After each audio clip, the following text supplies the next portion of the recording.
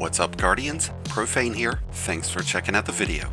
Bungie will be changing up how power progression will work in Edge of Fate. So today we're going to be going over some tips on how to quickly level up once this new expansion releases, and how to be ready for day 1 of the new Edge of Fate raid.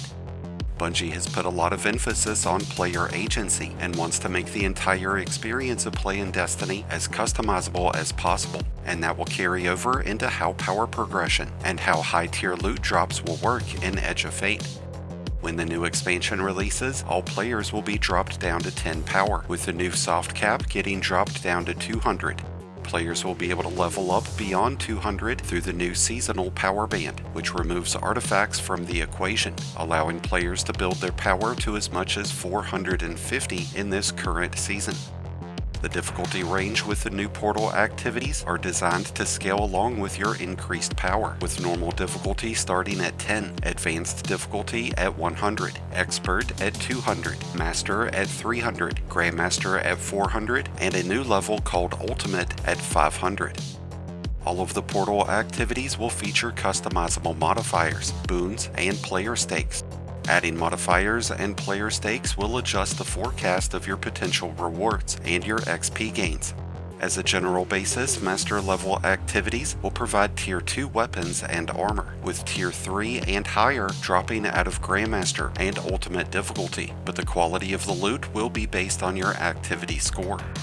Kepler activities are broken down into their own difficulty scale, with Brave, Legendary, Fabled, and Mythic as available options. Fabled and Mythic range from 150 to 200 in terms of power difficulty, but those are not going to be made available until after you've completed the campaign. Bungie confirmed that completing the campaign on Legendary difficulty, which should be in the range of 100 power, will provide you with high enough loot to bring you up to the necessary level to be ready for the Day 1 raid challenge. But I would recommend for most players to run through the Brave mode of the campaign, get your character leveled up a bit, and then jump into the Legendary campaign. There will be weekly capstone missions and replayable story missions that are available through the portal. Completing these would help you build your character up to be better prepared for the Legendary campaign, and Bungie has confirmed that this will be a great source of XP, high-tiered loot, and faded ciphers, which is a new currency that can be used with the new expansion vendor for more opportunities at high-tier loot.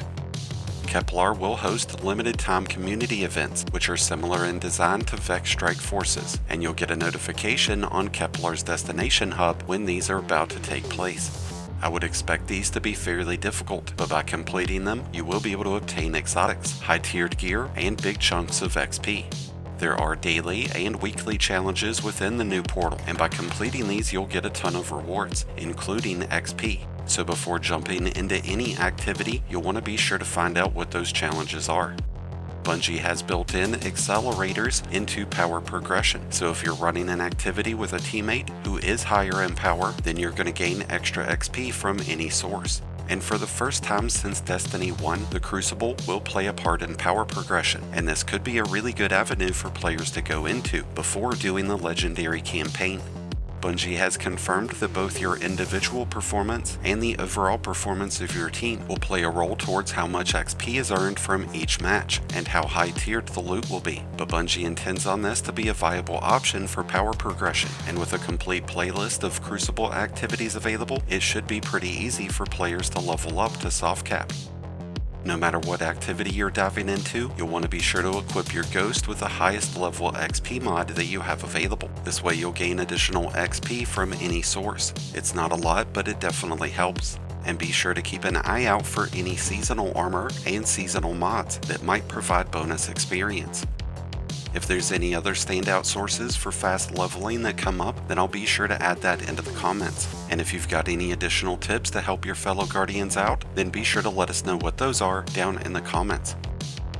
Thank you as always for checking out the video. If you enjoyed and found it helpful, then be sure to hit that like button below, along with the subscribe button if you're new. Both are greatly appreciated, and both really do help support the channel. And until next time, Guardians, this has been Profane, wishing you all some happy hunting.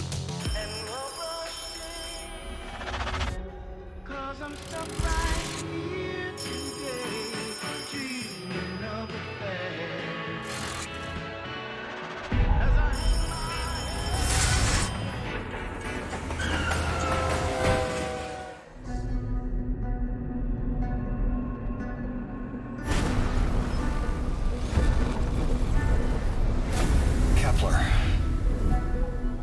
never been there. And you know every inch of it. It's the farthest either of us have been from home. In distance or in time. You're gonna get a call. An invitation only you can answer. And you'll say yes. They arranged it so you would never say no. Choice is real. And every choice you make will lead you here.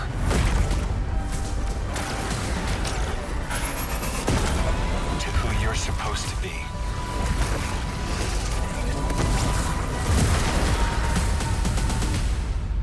Eyes up, weapon.